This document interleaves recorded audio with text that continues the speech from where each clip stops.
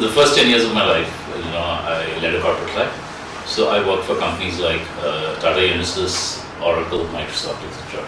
So I came to Delhi around 1995 with Microsoft, and I kind of hung up my boots with Microsoft at 98-99 period, and that's when I got into my entrepreneurial journey. The first company I started was a company called Dinave. It's a 17-year-old company today with successful subsidiaries in Europe, London, Malaysia, Singapore, Indonesia, etc. One of the key things we used to do at Dinave was, help our client companies. Those are companies like Cisco, Microsoft, Intel, etc. Get to their SME population and set up the SME sales engines, and did that for a good 15 years. And it's at that point of time that I discovered that how underserved the SMEs in the country were, and therefore sometime around 2009, 2010, along with IIM Lucknow, started doing some background research on the SMEs, and realized that the service sector SMEs were still doing okay, but the manufacturing sector was really being underserved, etc. And that's how the idea of Power2SME came along. Power2SME is basically a buying club. It's a platform where SMEs come together to talk about their raw material requirements as the beginning, and talk about other grievances, and we're seeing that how we can address each one of these issues as we go along.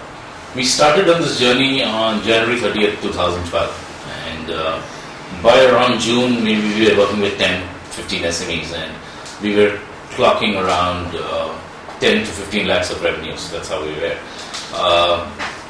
Then we kind of brought the team together, more and more things fell together, etc. And today I'm happy to tell you that we're working with more than 40,000 SMEs across the length and breadth of the country. We're at a turnover of around 500 crores annualized right now, and if you look at the difference we've made to SMEs, we started at a wallet share of maybe 10-12%. Today we've crept up to a wallet share of maybe close to 50% of the SME, and we're probably making a difference at the EBITDA level for him on anything between 2 to 5%, which is a substantial number according to the SMEs that we're working with. We actually started with construction segment in North, saying that if we can tame this beast, we can tame any beast. The most difficult construction segment and SMEs in that space, etc. And North as a territory, and that's where we started. Over a period of time, as we focus more and more on manufacturing segment, the metals segment is something that we focused on. So the marriage is of two things. The marriage is of a certain vertical, say steel or any kind of metal, and the geography. Because in our business, you need to be really large in any one geography to be able to make a difference. To give you an example, if somebody is buying 10 tons of steel, and I have 3 SMEs and I'm aggregating 30 tons of steel, I'm not making a substantial difference to anybody's life. But if I have SMEs buying 10 tons of steel from me, and I have 100 SMEs buying this from me, and I'm buying 1,000 tons of steel, then I make a lot of difference to the SME's life. So that's where the size matters. So it's important for us to catch a geography, catch a vertical, scale it up, then move on to more verticals in that geography, and then start other geographies. The advantage in now starting other geographies is that now we have proven a model, we have a name for ourselves, we have vendor relationships, we have supplier relationships, and those supplier relationships kind of serve us in the new territory also. It's only the SME part of the business that needs to be unearthed, but the supplier relations are coming up pretty well. On a microeconomic side, if you look at the various verticals we are working in, which is basically chemicals, rubber, polymer, metals, steel, longs, shorts, etc. The SME consumption in the manufacturing space in this country is $150 billion. Okay? My plan at 2020 is to be around $1 billion and a half. So you can understand that even with that large a company, I would be still less than 1.5% of the market. So that gives you an idea of the enormity of the market. Okay? Now we can put that aside. That's pure numbers, and how much of consumption is already there in the country. Let me look at the other side. In India, if you look at it, 7 to 7.5% of India's GDP is provided for by manufacturing SMEs. 30% is provided for by service sector SMEs. So if you take the combination of the two, around 17% of the Indian GDP is provided for by the MSMEs. Now, if you take a step back and you look at developed and developing nations, the percentage of GDP contributed by the SMEs in that market is close to 49%. So if you look at the headroom of growth from 17% to 49% is the kind of growth that we can envisage. Even if we hit the halfway mark there's still huge potential. If you look at Power2SME's larger vision, I'd like to say that somewhere in the mid-90s, India had a choice between getting on one of the two bandwagons. One was manufacturing and one was services. We chose the services bandwagon at that point in time. It was not a bad decision. It's a phenomenal decision. You have so many great services companies now out of this country, including mine, the name. I wrote the services bandwagon now. Here, I feel now we have a chance to touch something called manufacturing 2.0 or 3.0 within India. And with the focus on Make in India, Made in India, Digital India, etc., the manufacturing segment has a huge potential. And we feel actually emboldened, and we want to shoulder that whole thing in getting this manufacturing wave across in this country. And which is why we are hoping to make a huge difference in the manufacturing base of the country. Let's say China took off manufacturing from us 2 decades back, right?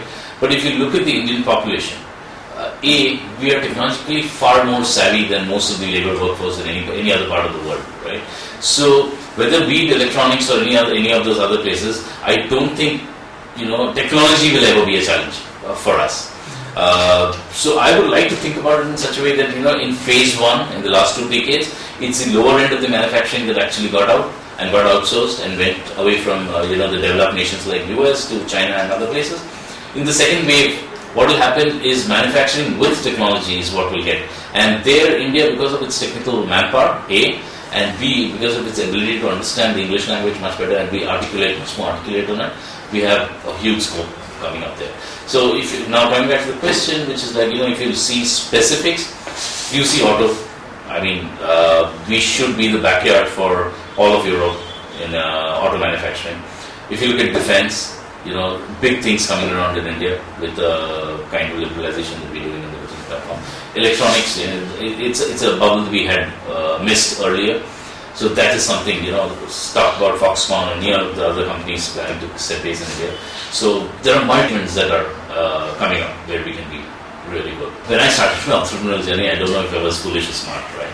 I did that at the age of sub-30s, and I walked out of a job like Microsoft, and the question at home was, do you think your head is in the right place, right?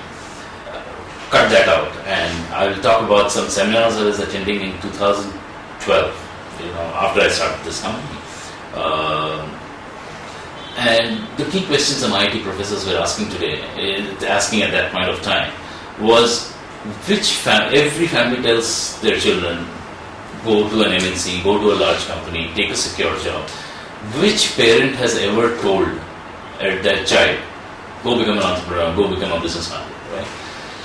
What is amazing is the amount that has changed over the last 3 years. Today you have so many entrepreneurial courses that are coming in, which are seeing huge population there.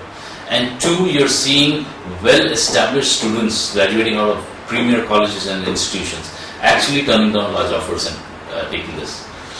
There was a saying some time back saying that if 25% of the people became entrepreneurs and took 5 employees with them, half the nation would get would get jobs, right? Would be employed. If you look at the kind of entrepreneurship that's coming today, each of these guys is not thinking about employing 5 people. They're thinking of employing 500, if not 1,000 people. They're talking about using technology for breaking edge solutions, and that thought process was not there earlier, kind of stuff. So if you look at that way, yes, if there are 10 people, 5 are bound to fail. If there are 100 people, 55 are bound to fail. If there are 1,000 people, 550 are bound to fail. So we should put aside that failures, because even in today's hiring environment, I see a lot of failed entrepreneurs, and I see a lot of employees from failed entrepreneurs. They are cutting edge because they have their passion around their head, and they've learned some great work even at the work that they failed in.